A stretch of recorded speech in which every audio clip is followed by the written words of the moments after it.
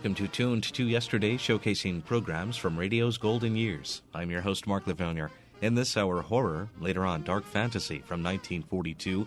But first, a broadcast of Sleep No More featuring two stories, The Woman in Grey and A Suspicious Gift. First heard on NBC on March 20th, 1957. This is Nelson Olmsted. Sleep no more.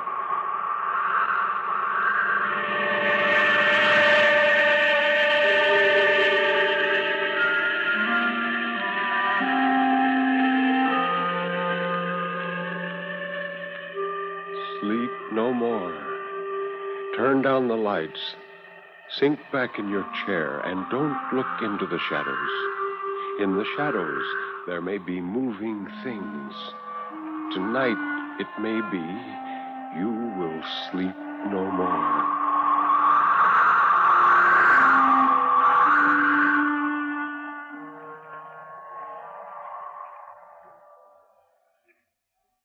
Good evening. This is Ben Grauer introducing tonight's Tale of Terror, told by Nelson Olmsted on the National Broadcasting Company's presentation of Sleep No More. The story of terror can be as simple as a sheeted ghost rattling chains. It can be a complex and hidden world of horror, lurking in such unholy dimensions as only the dead and the moonstruck can glimpse. Or it can be those terrible, fathomless shadows which lie buried deep in the primitive mind of civilized man. And for this evening, well, Nelson Olmsted, tell us about this evening's story. Thank you, Ben. Some time ago, a listener wrote asking me to do a particular story which I told a number of years ago. Frankly, I was surprised she could remember so well. But the story is like that. I have never been able to forget it myself. And I'd like to tell it to you again tonight as our first offering. This is a story of a man who thought he could hate people with impunity. Written by Walker G. Everett, it's entitled The Woman in Grey.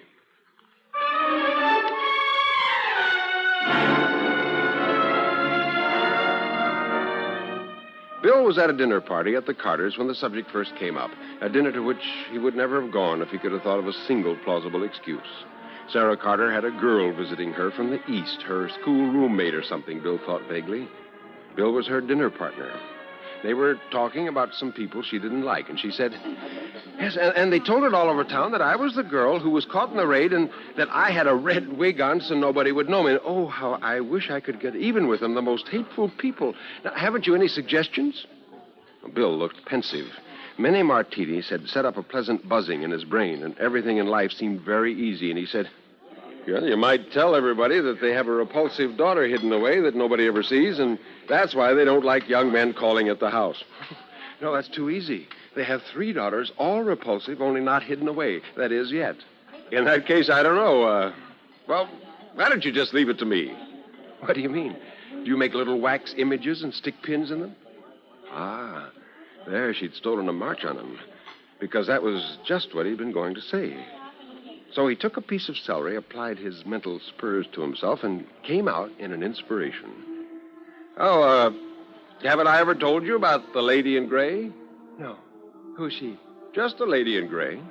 Well, where is she? Right here beside me now. Where? Oh, you can't see her. I'm the only one who can see her, but she's right here by me all the time. I've known her for years. Goodness gracious. Aren't you scared? Doesn't she haunt you? Oh, no, she likes me. That's why she stays here. Isn't it, lady? He turned and nodded to the imaginary figure beside him. Well, of course, she's very modest and goes out of the room when I'm undressed, but all the rest of the time she's here. Even her face is gray. Well, doesn't she do anything at all? Certainly. She gets after people I don't like. How terrible. Well, sick her on the quarries in Hartford, Connecticut, then, and tell her to do her worst. I will. Right now. Do you hear that, lady in gray? Hartford, Connecticut. Quarry's the name. The 3rd house from the corner on the left. I don't want any mistake. Oh, she never makes a mistake, said Bill. He was rather pleased with his little joke as he finished the last of his martini.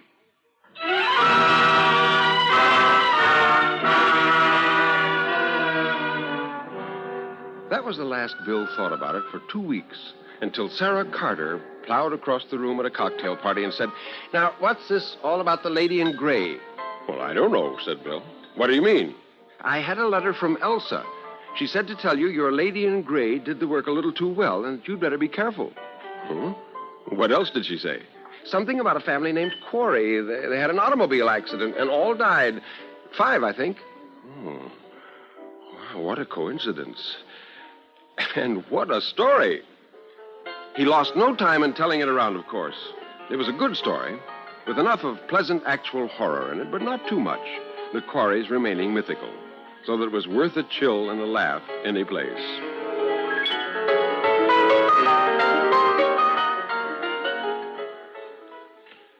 Two weeks later, he was at a dinner at Corinne Gorman's house, a fine, old-fashioned dinner, with old-fashioned cocktails before and new-fashioned highballs after and good old-fashioned screaming all the way through.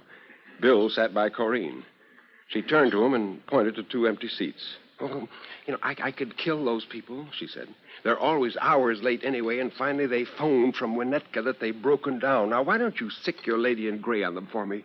"Well, I would, but I don't hate them. I don't want them to turn over like the Quarries." "How well do you know them?" "Not very well." "Well, I can tell you some things. They've named their children Peggy Jean and Michael Peter. They have some name for their car, and they go to the circus every year and laugh and eat Cracker Jack and peanuts. That's the kind of people they are." "Oh, well, I'd just as soon hate them for myself. Sure, I'll send the gray lady after them. Only they'd better look out."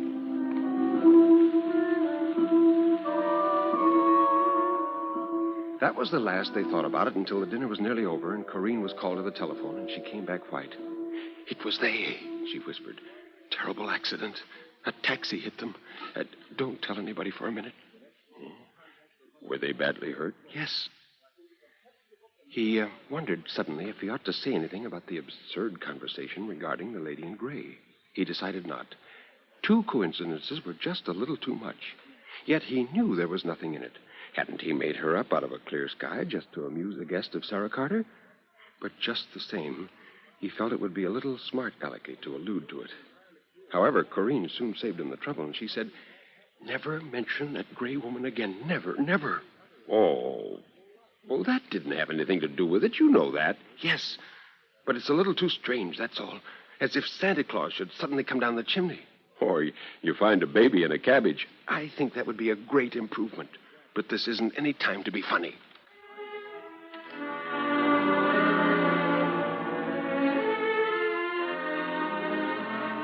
But the story leaked out, and Bill's Lady in Gray became even more famous. "It's the funniest thing," people said. "Somebody ought to send it into the New Yorker. And Bill is such a scream about it. He's afraid to hate anybody now, he says, for fear she'll get after them. And he's going to rent her out to the government if we ever get into a war." But Bill didn't think he was funny. He thought this, while not exactly playing with fire, was at least in bad taste. He didn't think he was in very good taste anyway. For about this time, he had a bad week. 7 nights of drinking and running around town and cashing checks all the time with a low, wormish feeling of approaching reckoning under the talking of nightly parties to get over yesterday's hangover. And every day, down at the office, getting blearier, going to the water cooler with the aspirin bottle in his hand and standing blindly in the window when the terrible 11:30 nausea swept over him in waves. But he didn't know what to do, because life didn't have much meaning anyway, and he was having a better time than most people.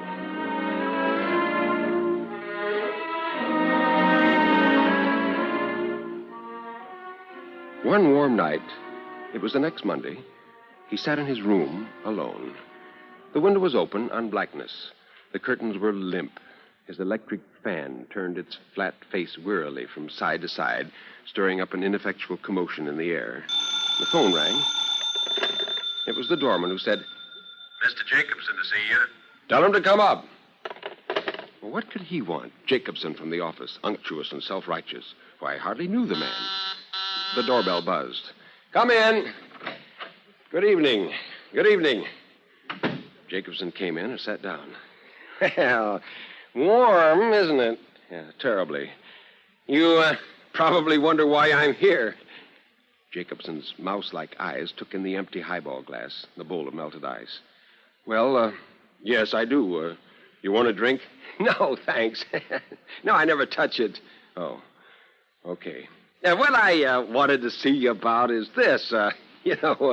Mr. Selfridge asked me to have a little talk with you, a friendly chat merely between friends. Yes. It's about your work. A word to the wise, as it were. Oh? Have I been lying down on the job? Am I going to get the gate? Oh, no, not that. But the first, perhaps, a trifle. Yeah, a little too many parties, eh? Yeah, Mr. Selfridge thought that just a quiet tip from a friend. I see. Thank you. Oh, not at all. It's a pleasure. Yes, I don't doubt it. Oh, well, I didn't mean that. Well, I'll be running along. Jacobson got up. Nice little place you got here. Yes, I like it. Oh, he hated the man. Why didn't he go? Well, I better go. I got a new convertible downstairs. I have to go slow, and it'll take me a while. I live in the suburbs, you know. Oh, you do? How do you like it? Oh, it's a fine little bus. Yeah, you can see it from the window. I'll look out. Good night. Good night. See you tomorrow. That lug in this convertible, thought Bill. I wish. He went to the window and looked out. Presently, Jacobson came out, climbed into a little yellow car, started out, and drove straight into the side of a big truck that had swung around the corner with a horrible ripping and glassy noise. After a long time, Bill whispered, No, it can't be. He waited until he saw people like sudden ants flocking, and then he came back, poured himself a drink, and sat down on the couch. It had happened again. And just after being told all that about his job, everything he did seemed to be wrong, and it was all his own fault. He gulped down his drink and made another, stronger. The light seemed so bright, made the room look so empty, with only those two black holes of windows. So he turned them out and sat in the single ray that came from the bathroom. When the lights were out, the room changed. The black windows became gradually a soft, warm blue, like a promise of day to come. It was the room that was dark. But Bill just sat there a long time without moving. Finally, he put his hands over his eyes and whispered, I hate myself. Then the door opened, and in came the lady in gray. Now, it wasn't anyone dressed up to frighten him, or his sister come to call. It was the lady in gray, and Bill knew it. He looked at her steadily as she came nearer, quietly, delicately. He felt his brains run down the inside of his skull like melting drugstore ice. The room started to rock and then swirl faster and faster. Finally, she was halfway across the room, and he threw his glass at her. It smashed against the opposite wall. Bill stood up and whirled around. The whole room was swinging in a grayish haze. He turned to the window.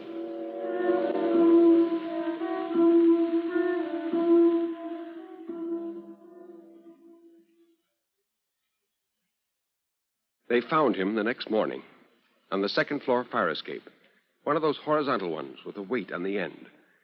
He had landed almost in the middle and was doing a ghastly little teeter-totter.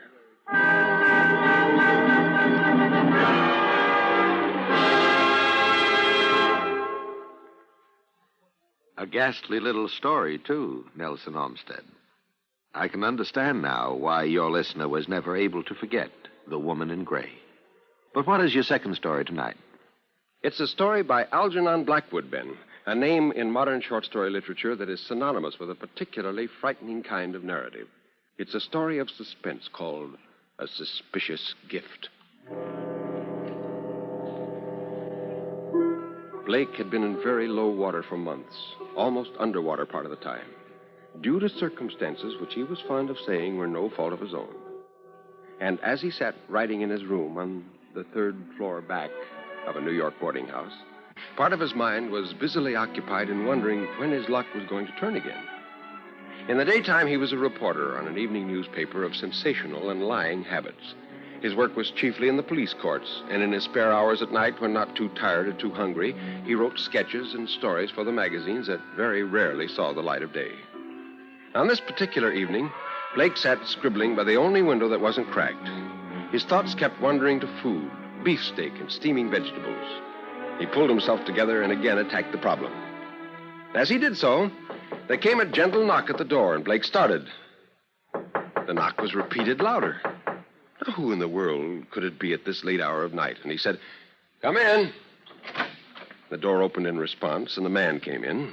Blake didn't turn around at once, and the other advanced to the center of the room, but without speaking. Then Blake knew it was no one from the boarding house and turned around. He saw a man, about 40, standing in the middle of the carpet, but standing sideways so that he didn't present a full face.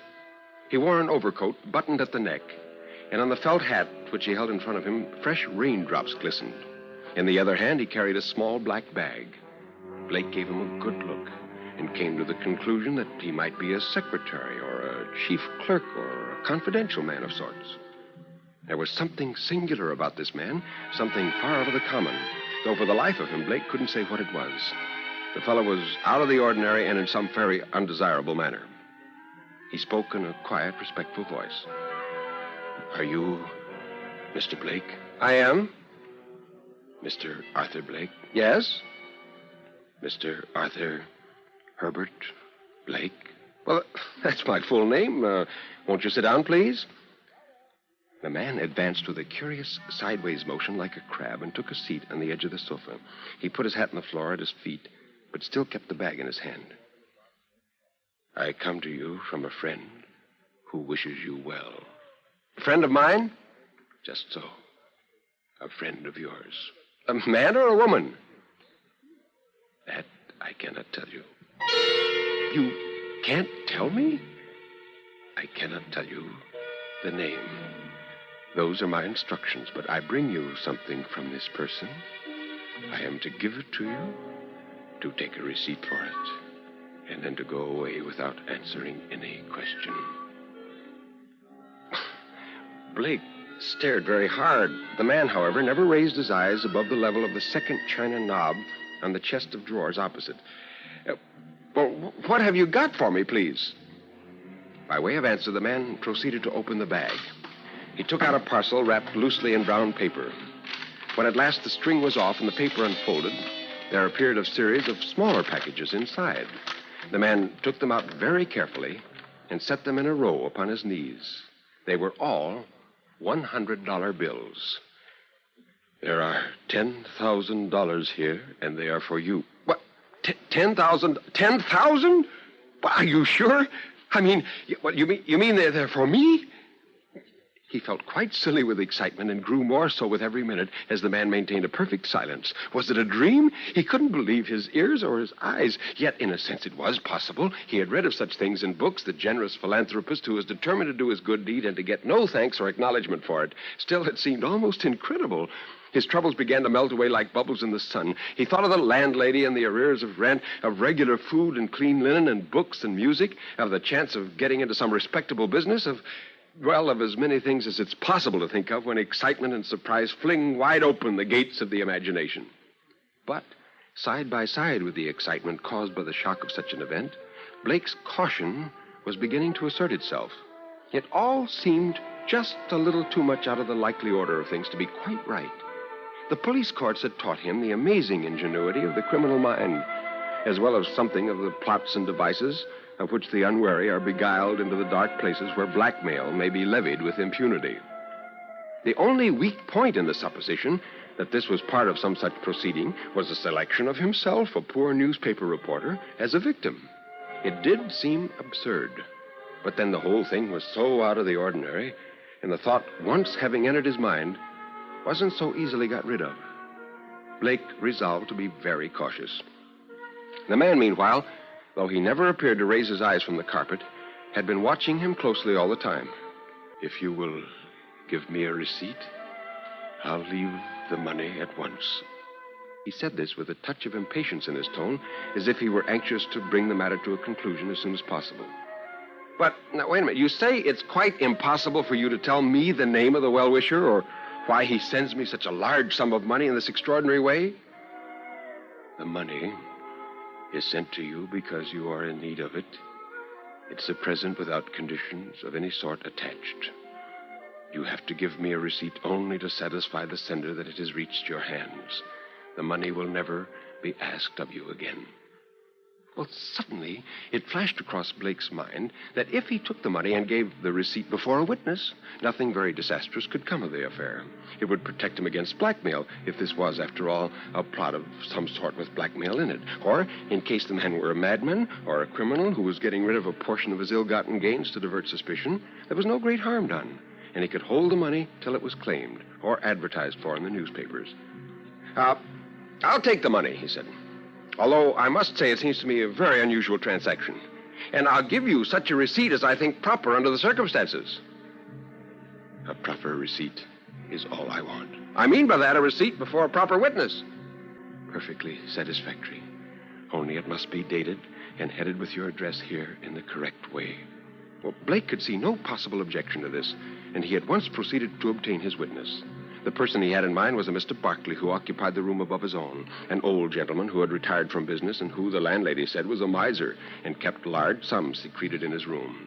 He was, at any rate, a perfectly respectable man and would make an admirable witness to a transaction of this sort.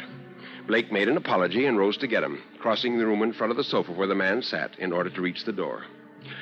As he did so, he saw for the first time the other side of the visitor's face, the side that had been always so carefully turned away from him. There was a broad smear of blood down the skin from the ear to the neck. It glistened in the gaslight. Blake never knew how he managed to smother the cry that sprang to his lips, but smother it he did. In a second, he was at the door, his knees trembling, his mind in a sudden and dreadful turmoil. His main object, so far as he could recollect afterwards, was to escape from the room as if he noticed nothing, so as not to arouse the other suspicions. The man's eyes were always on the carpet, and probably, Blake hoped, he had not noticed the consternation that must have been written plainly on his face. At any rate, he had uttered no cry. In another second, he would have been in the passage when suddenly he met a pair of wicked, staring eyes fixed intently and with a cunning smile upon his own. In the mirror, the visitor was calmly watching his every movement. He tore upstairs, his heart in his mouth. Barkley must come to his aid. This matter was serious, perhaps horribly serious. Taking the money or giving a receipt or having anything at all to do with it became an impossibility. Here was crime. He felt certain of it. He reached the next landing and began to hammer at the old miser's door as if his very life depended on it. He got no answer. He turned the handle and walked into the room, and to his immense relief, he saw the old man lying asleep in the bed. Blake opened the door to its widest to get more light and then walked in quickly. Something clutched at his heart as he looked closer. He stumbled over a chair and found the matches. Calling upon Barkley the whole time to wake up and come downstairs with him, he blundered across the floor and lit the gas over the table. In the full glare, he saw the old man lying huddled up into a ghastly heap on the bed, his throat cut across from ear to ear. And all over the carpet lay new dollar bills, crisp and clean like those he had left downstairs, and strewn about in little heaps. For a moment, Blake stood stock still, bereft of all power of movement. The next, his courage returned, and he fled from the room and dashed downstairs. He reached the bottom and tore along the passage to his room, determined at any rate to seize the man and prevent his escape until help came. But when he got to the end of the little landing, he found that his door had been closed, and he seized the handle, fumbling with it in his violence. It felt slippery and kept turning under his fingers without opening the door, and fully half a minute passed before it yielded and let him in headlong. At first glance, he saw the room was empty and the man gone. Scattered upon the carpet lay a number of bills, and beside them, half hidden under the sofa where the man had sat, he saw a pair of gloves, thick leather gloves, and a butcher's knife. Even from the distance where he stood, the bloodstains on both were easily visible. Dazed and confused by the terrible discoveries of the last few minutes, Blake stood in the middle of the room, overwhelmed and unable to think or move. Unconsciously, he must have passed his hand over his forehead, for he noticed that the skin felt wet and sticky. His hand was covered with blood. And when he rushed in terror to the looking-glass, he saw that there was a broad red smear across his face and forehead. Then he remembered the slippery handle of the door and knew that it had been carefully moistened. In an instant, the whole plot became clear as daylight, and he was so spellbound with horror that a sort of numbness came over him, and he came very near to fainting. At this moment, there came a loud knocking at his door. It was the police, and all Blake could do was to laugh foolishly to himself and wait till they were upon him. He couldn't move or speak. He stood face to face with the evidence of his horrid crime, his hands and his face smeared with the blood of his victim. And a voice, which he knew very well, said, "Here it is, 3rd floor back, and the fellow caught red-handed." It was the man with the bag leading in the 2 policemen. Hardly knowing what he was doing in the fearful stress of conflicting emotions, he made a step forward. But before he had time to make a second one, the 2 policemen moved up to seize him. His only thought was that there was nothing he could do. Nothing he could do.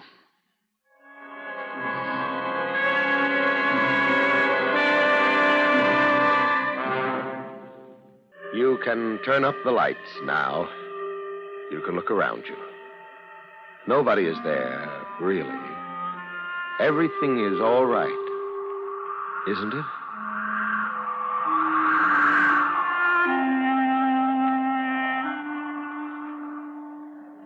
Thank you, Nelson Olmsted, for 2 exciting stories. The Woman in Gray by Walker G. Everett and The Suspicious Gift by Algernon Blackwood. Now, what about next week? Well, Ben, next week I plan to present 2 stories which I think you'll like very much. One is a narrative which has popped into my mind at the oddest and most unexpected moments. I've never been able to forget it. I've even tried to imagine what I would do under similar circumstances. It concerns a man who made a fantastic wager.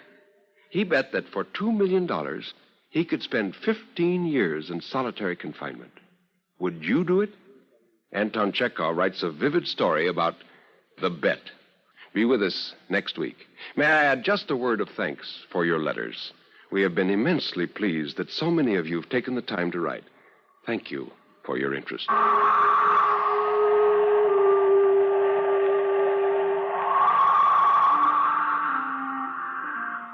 You have been listening to Sleep No More, an NBC Radio Network production directed by Kenneth McGregor.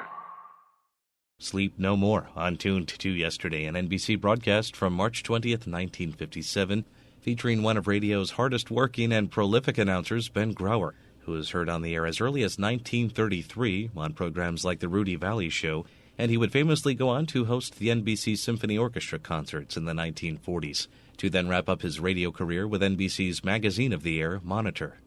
This is an hour of horror on Tuned to Yesterday. I'm your host, Mark Lavonier. Coming up next, Dark Fantasy, an NBC episode called The Edge of the Shadows from April 10th, 1942. Dark Fantasy.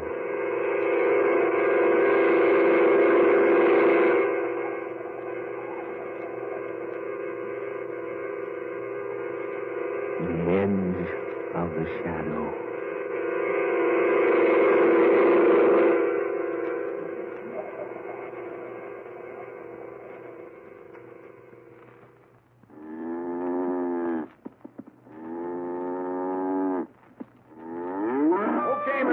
Cows bedded down for the night. Yeah. Oh, Hank, come over here a minute, would you? Sure. Something wrong? Yeah. Cow here seems to have hurt herself. It's like a barbed wire cut. Let's have a look. Yeah, you're right. Does look like barbed wire. There's no barbed wire where this animal's been. Only wire like that on your property, Mr. Fuller, is over south the road. Yeah, that's right. This animal hasn't been in the south pastures for months. She's one of the animals I'm keeping up near the barn, grooming for the stock show next month. Yeah, I know she is. You haven't let her get out accidentally, have you, Hank? Me? Why, no, Mr. Fuller. You sure, Hank? Yes, sir. You said you wanted all animals you brought in off the range kept inside the wooden fences. You're the boss. I wouldn't let any of them near any barbed wire. It's mighty funny. Can't figure out no other way she could have hurt her leg like that. Me neither. It's pretty bad, too. Deep. Yeah, it is. I'll never be able to show her with a leg like this. Sure too bad, Mr. Fuller. She's a nice animal, too. Yeah, one of the best. I was counting on her boosting my score at the show. Say, you don't suppose McCard could have done it, do you? McCarg? Sure. He's pretty hard hit for good show animals this year. Had to sell off quite a few to pay his mortgage and meet the taxes. I know, but McCarg's always been a good friend of mine. He wouldn't do a thing like that. Well, he might. If he thought it might help him at the stock show, needs that prize money pretty bad. But McCarg's a stock raiser from way back. He couldn't hurt a prize animal if he had to. Funny thing, what some men will do for money, Mr. Fuller. Look, Hank, I won't have you talking like that. Well, I was just saying that... McCarg's a good friend of mine. I've done him several favors lately. He wouldn't repay me by injuring one of my animals. Well, all I know is she couldn't have cut her leg like that around the corral. Looks to me like it was done purposely. Here, better clean out that cut and wrap it up. Yeah. Fetch me that disinfectant and some of those clean rags from the chest, Hank. Sure. Here's some right over here. In the stall? Yeah, here on this shelf. What are they doing here? I don't know. This bottle's always kept in the chest at the end of the barn. Marsh, have you been treating this animal? No, I didn't know she was hurt till you told me. Some other animal, then? No, of course not. Didn't you inspect them all tonight?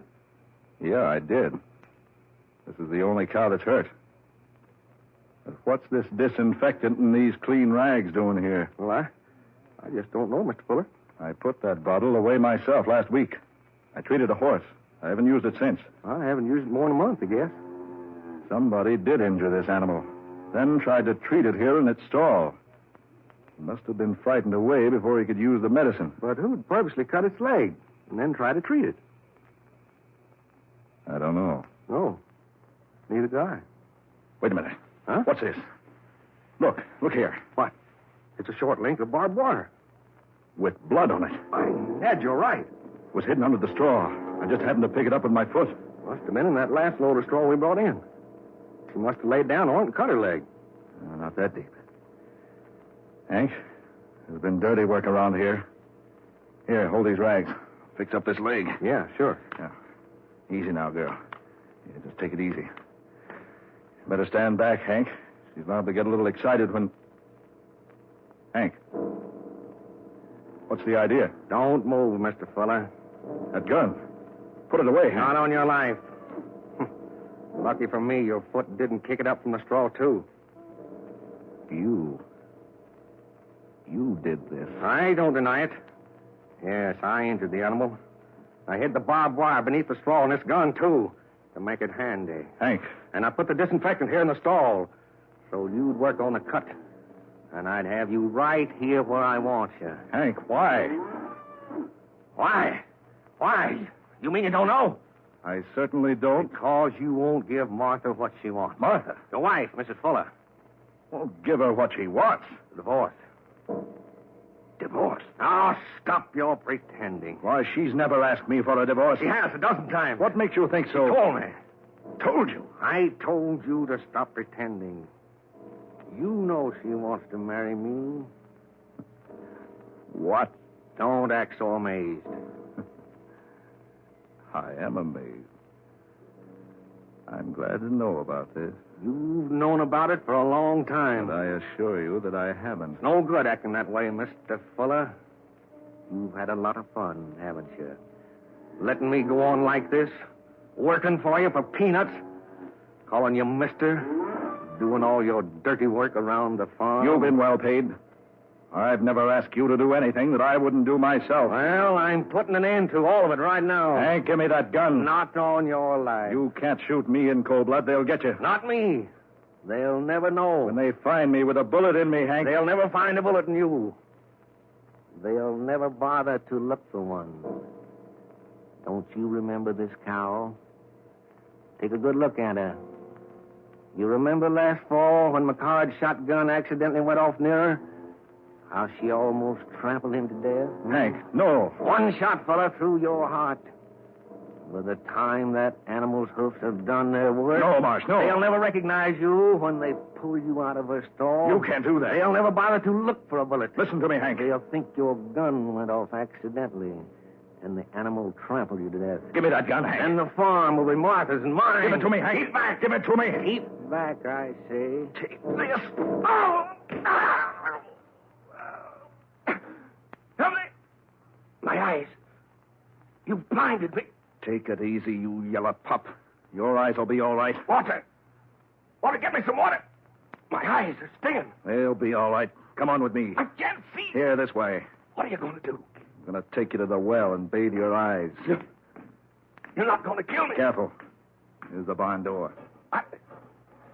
I didn't know what I was doing, Mr. Fuller. Easy now. I didn't know what I was doing. I didn't want to kill you. You only missed killing me by a hair's breadth. Oh, I was out of my head. Oh, my eyes. We'll talk about that later. Where are we? Where are you taking me? Over to the well. Mr. Fuller, what in the name of heaven are you going to do to me? I'm going to wash out your eyes. Come on now. Yes. Water. Easy now. No, don't rub them. Keep your hands away from your filthy face. But I can't stand this pain. You'll be all right in a minute. I can't stand it. I tell you, I can't stand it. Marsh. Let go of me. You're taking me off to leave me someplace to die. Stop it. Stop it. Now you're trying to kill me. No, I'm not trying to kill you. You are. I know you are. Don't be a fool. I'm blind. Sure, this is your chance. Chance to get rid of me. Well, you're not going to do it. Hank, for the love of heaven, listen to me. No! I'm only taking you to the well. Throw me in, huh? You want to throw me in? I want to wash out those eyes. No. You don't care about me. All you want is a chance to do away with me. No, you rat. I'm only trying to help you. Let go my arm. Let go my arm. No, you're staying with me. I won't do it. I won't be led like an animal to the slaughter. Let go of me. Stop it. Let go of my arm. We're almost to the well now. Oh. Oh. Oh. My eyes. Water will fix them up. I'm not going near that well. That disinfectant will burn those eye tissues if you don't get it washed out of them. I won't. You're going to throw me in. I won't go near that well. Hank. I won't go near it. I won't go near it. Hank. No. Oh. Now. Oh. Get up on your feet. Come over to the well and get your eyes washed out. Oh. Now keep your head. Oh, my eyes. Here now. You bend over this water trough. Come on, bend lower. Mr. Fuller. Come on now. Get plenty of this cold water into your eyes. That's like it. Oh. A little more. Here, use this cloth. Soak it with water. Yeah. All right. Yeah. Lucky that was just a mild disinfectant. Won't bother you any. I'll put that up to your eyes. Oh. That's it. Now, you open your eyes? I don't know. Well, try. Yeah. Feel better? Uh-huh. Burning's easing up. Yeah, let's see him. Yeah. Just inflamed a little. That'll be all right. We'll go into the house and bathe him in warm water now. You didn't have to help me. Skip it. Come on. Wait a minute. What's that noise? The New York plane. What's she so low for? I don't know. She's too low. What's wrong with her? Good Lord. She's on fire. On fire? Yes. A mass of flames. Fuller!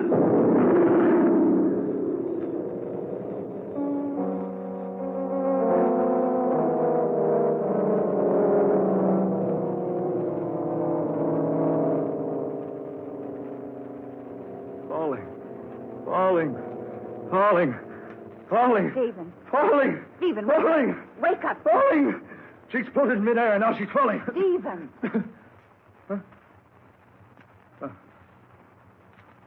Martha. Oh, heavens, Stephen, you've been having a nightmare. I've been asleep. You're screaming at the top of your lungs about something falling. The plane.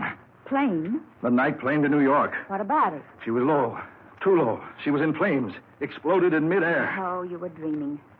The plane did go over just as you began to scream in your sleep. Oh, let's see the clock. Yes. She goes over at the same time each night. And she was extra low tonight. The motors were awfully loud. Close. Yes. But there was no explosion. A dream. Yet so real. Oh, you better go back to sleep, dear. But that wasn't all of the dream. Oh, you can tell me all about it in the morning, dear. That wasn't all. Stephen, where are you going? To Hank's room. Why? No, where's that other slipper? Here. Stephen, what's wrong, dear? That's what I want to know. Stephen?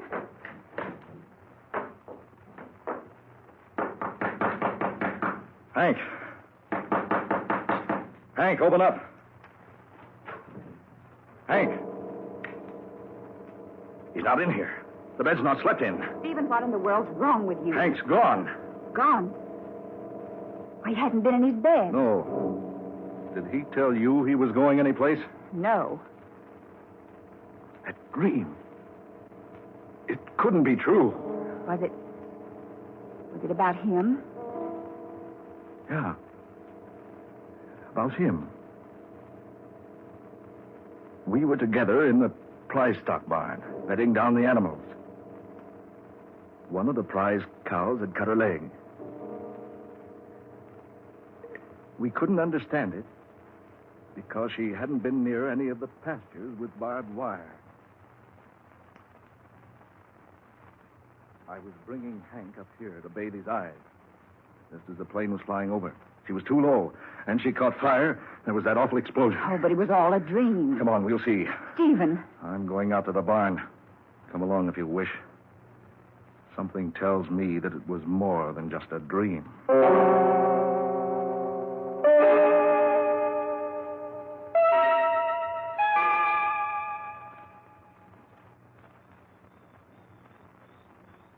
Stephen, this is so foolish. I tell you, it was just a dream. Here. Do you hold this lantern? Oh, but you need your sleep, dear. Get this door. I'll take it now. All right. Come on.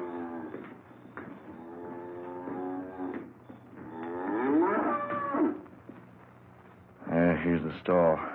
You bring the flashlight? Here. Here, take the lantern. Confound it, what's wrong? The battery burned out? Oh, there. Martha, look. Stephen. There on her leg. A deep cut. Fresh cut. It needs attention. Martha, it's identical to the injury in my dream. Oh, Stephen, surely. It is, Martha. Oh, she just cut herself yesterday and you didn't know. Oh. I always examine the prize stock in their stalls every night. Martha, this animal was in perfect condition when we went to bed. Oh, but Stephen... Wait a minute. What in the world are you doing? I'm looking through this straw, but... By heavens, look. A short length of barbed wire. Bloody barbed wire. Stephen. Just like the dream. The very same. There should be something else.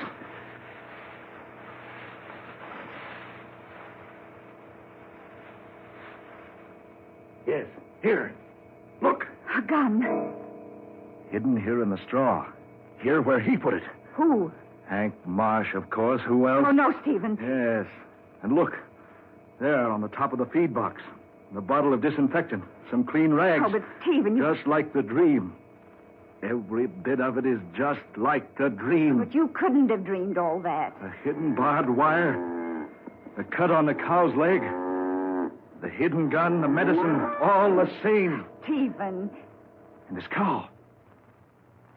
She's the one that almost trampled McHarg to death last fall when his shotgun accidentally went off. Oh, but surely you don't think Henry Marsh planned to kill you. Yes, he planned it. He worked it out carefully. Very carefully. But now his plan's no good because of that dream. Oh, no, Stephen, he couldn't have. Yes. And in my dream, I saw how it was all going to work out. I was shown how I could save myself by throwing the disinfectant into his eyes. I tell you, there's some other explanation. Then that plane. It did fly over low tonight, you said? Yes. Then it must have caught on fire. It must have exploded. But it couldn't have. I didn't hear a thing except the motors. You heard me screaming about it in my dream. Yes, but you... Well, you must have been so intent upon what I was saying that you didn't hear the noise of the explosion. Oh, no, that's impossible. It was over south of the road. Here, give me that lantern. Stephen, you... You go back to the house. I'm going to look for that wreckage.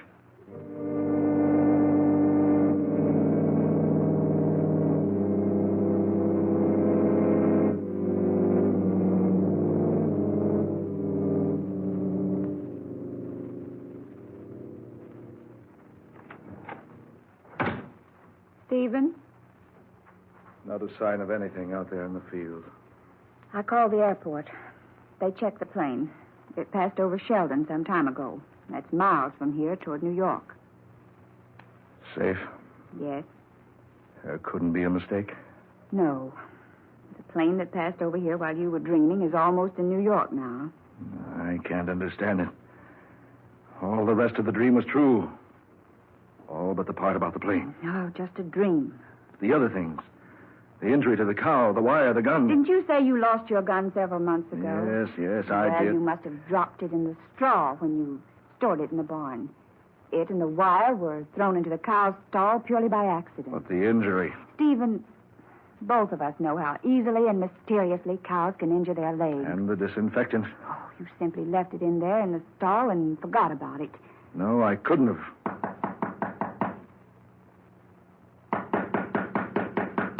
Well, are you going to open it, Stephen?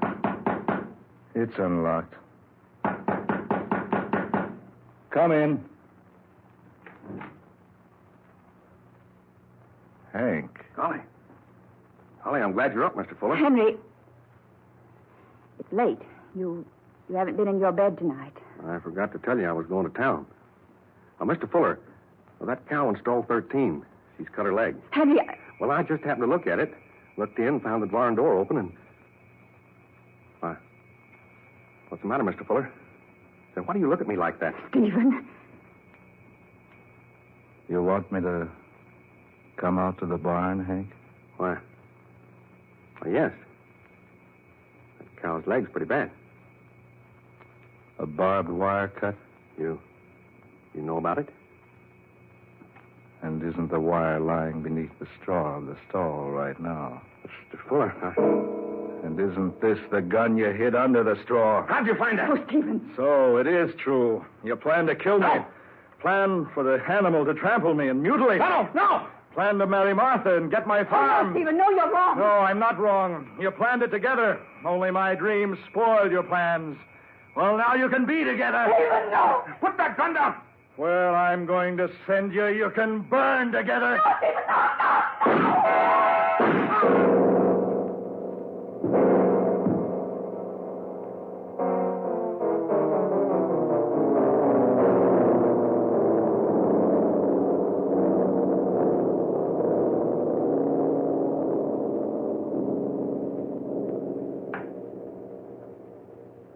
For New York, now leaving at gate 2. All passengers for New York, flight 7, all aboard at gate 2. All aboard at gate 2. Flight 7, now leaving for New York, all aboard at gate 2. All clear.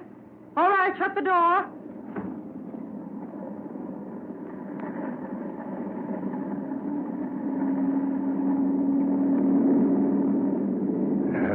Confound it. 5 minutes late taking off. Why don't they get this thing into the air? I've been hiding all day, waiting for darkness. Waiting here to take this plane to New York. New York. They won't find me there. No. They're not going to find me there. I've been waiting. Good. Taking off. Yeah. I'll be in New York soon. You can unfasten your safety belt now, Mr. Fuller. Huh? You know me? Yes. We always have a list of all the passengers. Let's see, you're going to New York. New York? Yeah. Taking a little weekend trip. Just up and left the farm for a weekend. Decided I needed a vacation. Vacations are good for a person. Yeah. I decided I needed a little rest. So here I am. Funny thing, I dreamed about this plane last night. Yeah? She always passes over my farm about midnight. Dreamed last night that she was flying exceptionally low. Funny, too, because She generally gained quite a bit of altitude by the time she gets over my place. It was a queer dream. Thought I was standing out back of my house, and she went over just a little before the barn tops, and then she caught on fire and exploded. Exploded right there in midair, right over my farm. I guess we all have funny dreams sometimes. This one was sure real. Look, there's my farm down there now. See? Had a red light put on my windmill so it could be seen at night. And look how close it's seen. How close? Too close. We're flying too low. I said we're flying too low. Look, just above the barn tops, just like the dream. Just like the dream. No, it can't be that. Look out the window. Flames. One of the motors on fire. One of the motors on fire. We're flying too low.